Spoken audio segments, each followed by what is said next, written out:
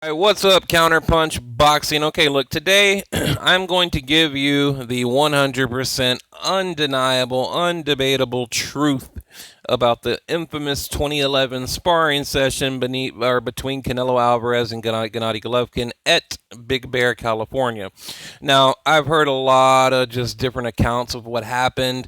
I've heard a lot of rumors. I've heard a lot of bull. I've heard like so much. Now, I already knew what happened to a degree, but I've been doing basically I've been like researching it now for about 2 days just to get to the bottom of it. Now, okay, here you go. Abel Sanchez, you see this is Canelo. See Canelo at Abel Sanchez, Big Bear up there, the current home of Gennady Golovkin. Now, Canelo basically they worked together for I think about 4 months, 5 months, something like that, off and on. Canelo made I think they had a total of three. Actually, a lot of people don't know this. Either 2 or 3 sparring sessions. Okay, a minimum of 2, probably 3. In all 3 sessions, Gennady Golovkin dominated. Okay, and I'm going to prove it to all the people out there because I just watched a video that said the exact opposite. So, look, Ring Magazine, they just re-released an article. Okay, and it was the immediate article written after the sparring session in 2011. Doug Fisher was there. I'm sure a lot of you guys are familiar with Doug Fisher. He was there, and he witnessed this particular 6-round session. Now it was 6 rounds, 4 minutes each. Now I thought that was interesting. They didn't have 3-minute rounds; they did 4-minute rounds. So they had about half an hour of sparring on this particular day, and I'm going to give you his recollection of what happened. And look, back then, you didn't have the biased media. There wasn't any kind of rivalry, nothing like that. Just genuine, honest reporting. So this is what happened. Okay, so let me get right to it. All right, I wasn't okay. Hang on, let me zoom in a little bit so you guys can read along if you want. uh, Hang on, hang on. Oh, and also, I'm going to give you guys a couple of eyewitness accounts of what happened as well. So, hang on, let me get to the beginning right here. Okay. Here's what I recall. Now, this is Doug Fisher. Here's what I recall from the 6-round session I witnessed in Big Bear, California, which I wrote about in my Gym Notes column. Now, he used to write for Ring Magazine, and it was called Gym Notes in that column, okay? Alvarez preparing for his first title defense against Ryan Rhodes. Now, remember, this is 2011, okay, right before the Mayweather fight when he fought Ryan Rhodes, okay? Golovkin, who I'd never seen in person, so this was his first time seeing Gennady Golovkin, so there's no favoritism going on here or nothing. Okay, and in fact, Canelo kind of carried the star power.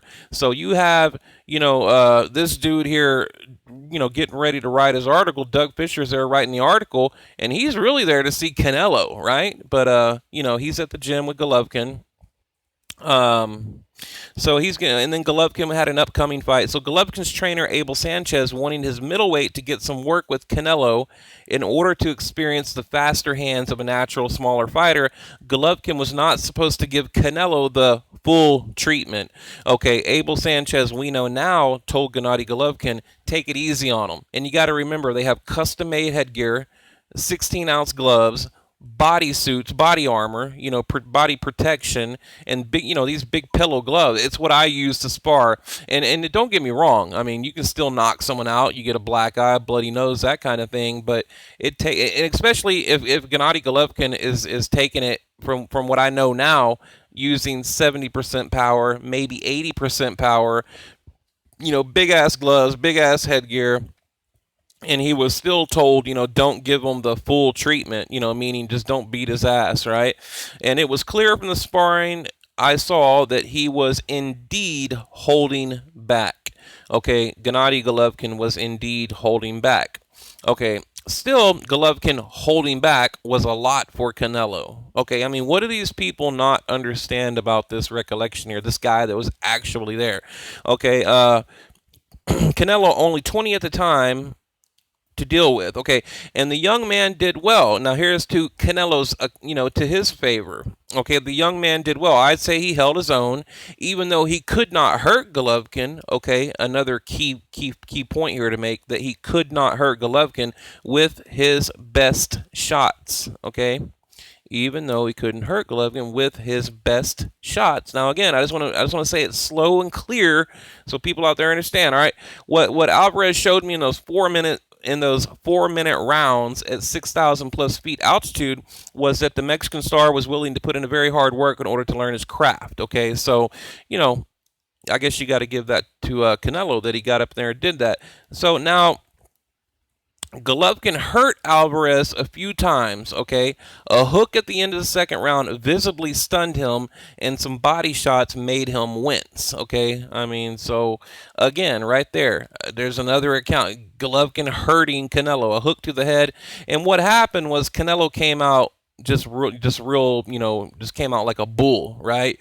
And Golovkin caught him with a hook to kind of calm him down, and he did. He basically just caught him with a hook and a body shot, and that brought Canelo down. He's like, oh shit, I better calm down, okay? And again, it wasn't even at full power, okay? So in this part up here, he's talking about when he watched Canelo fight against Matthew Hatton, how he looked one-dimensional, flat on his feet. That's always been my criticism for Canelo. Now, he has gotten a lot better, okay? So, but watching Alvarez work his jab and exhibit great footwork while moving about the ring during his sparring sessions with Golovkin let me know that the kid was more versatile than most of us had seen in his previous fight. So, saying here, it's kind of another key thing to think about. He's working his jab and moving around the ring. I think we're going to see that in the upcoming fight.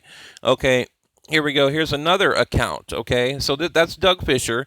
Hurt him 2 or 3 times, a hook to the head, body shots. A boxing insider who was present at Big Bear, California gym on the day when Gennady Golovkin and Canelo Alvarez sparred shared his account of what happened. Golovkin hurt Canelo twice, not once, but twice. Deuce, twice. First liver and then the head. Okay, got him with the liver shot, got him with the head. Canelo came out strong, trying to hurt him right away. Then Golovkin got him with a nice liver shot, and then a few head shots that made Canelo spar a lot more gently. Okay, so that's interesting. All right, it was awkward in the room. Can you imagine that awkward silence? Okay, again, you have Canelo, who is the upcoming Mexican star, to come to Big Bear to get a little work in, with the middleweight, and basically, he's just outpowered, outclassed, outworked, and there's just an awkward silence in the room. Okay, so just keep that in mind. Okay. It was Golovkin's first real sparring in America. He was just here from Germany. I think Canelo, then age 21, was just getting ready for Alfonso Gomez. Okay, so this is I think the second time they spar, because I'm almost positive that there was 2 different sessions. Okay, this guy here, Lamar Russ, he was actually training at the gym at the time, and you see the date. This was recently, some people talking about it. Witnesses says Golovkin hurt Canelo twice in sparring. Okay, I know Lamar Russ, who was together with them in the camp, suggested that Gennady Golovkin dominated and that he doesn't think a fight would be competitive. Canelo has obviously gotten better, although I think Gennady Golovkin has too. So you see every account that you see here. You have people basically verifying what Doug Fisher said. Okay, now not only that, in another interview, Doug Fisher talks about, someone asked him, hey, what do you think about Canelo fighting this guy or that guy? And then, then they said, well, what about Gennady Golovkin? And Doug Fisher was like, well, hell no, he's not going to fight Golovkin, and they're like, well, why? He said, well, why? Because, in sparring, he said he was afraid, Gennady hurt him, and Alvarez knew that Golovkin wasn't going full power. He was smiling, you okay, you good, okay, tapping gloves, he was taking it easy, and he was still able to hurt Canelo Alvarez in sparring. So, and that was from Doug Fisher when he was like, I was there. I was right there. He's like, that Canelo knew there was no way he can beat him, and that he would get knocked out. So, I think that really, if you think about it, interesting, right? So think about this. He's got a sparring session with Gennady Golovkin in 2011, just gets spanked, right? Just gets beat, right? Just gets embarrassed. The room is quiet. Then he goes into the Mayweather fight, gets completely schooled by Mayweather. And then what do we get? Boom, drop the mic, right? What do we get? Canelo weights, 155, all the way up. You go through the Kirklands and all the way up, the Angulos. Okay, the Canelo catch weight. Now, isn't that interesting? So, and now, maybe the stardom and this arrogance has gone to his head now to where he thinks that he can truly beat Golovkin. I don't know. I mean, and here's what I think. I think Canelo belongs in the middleweight division, but he has purposely ducked that division and come up with his own weight, to simply avoid Gennady Golovkin. But, and now I know what they're thinking. I know exactly what they're thinking. They're thinking, Golovkin's older. He showed some vulnerability against Jacobs and against Brook. But I think they're wrong. I think Golovkin is going to be in the best shape of his career come fight night, and we'll see. Now, Golovkin, he made I went and I got his comment after the sparring and Canelo's comment, and I won't read them to you because they're too long, but basically Golovkin was saying that he showed a lot of weakness and basically he had a lot of flaws. So Golovkin is talking about, his time training with Canelo, and he said, well, back then, he had a lot of bad habits and a lot of flaws, okay? And now, and if you go over to what Canelo was saying, Canelo was saying that he has a lot of power. He's very powerful, So there you go. I mean, there you have it. Like I said, this is not easy to find. I mean, I had to do a lot of digging around to find these articles. I mean, I had to go deep into like boxing forums and stuff like that. But this is the truth, the 100% undeniable truth.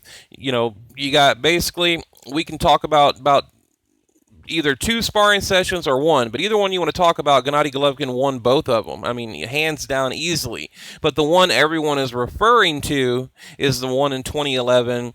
4-minute rounds, 6 rounds, and yes, Canelo was hurt. He could have been knocked out. I think if Golovkin would have opened up on him, he would have knocked him out easily. I really do, and it's just clear as day. So, but anyway, guys, what do you think? I mean, leave your comment below. Now, I know a lot of you are probably thinking, well, Canelo's gotten a lot better. True, he has. I mean, and you can't really base a fight on a sparring session in 2011. True, you can't. But in a way, you can. You can at least draw some kind of educated conclusion, or at least opinion based on what happened in 2011. You can't. I mean, because a lot of fighters carry the same mistakes with them their entire career. Okay, they really do. A lot of them, they keep their hand too low. They do this. They carry the same mistake through their entire career. And I think Golovkin already knows the weaknesses that Canelo has. So, and really Canelo doesn't know anything about Golovkin because whenever they sparred, all he was trying to do was not get knocked out. Okay, so, but anyway, guys, leave your comment below. What do you think?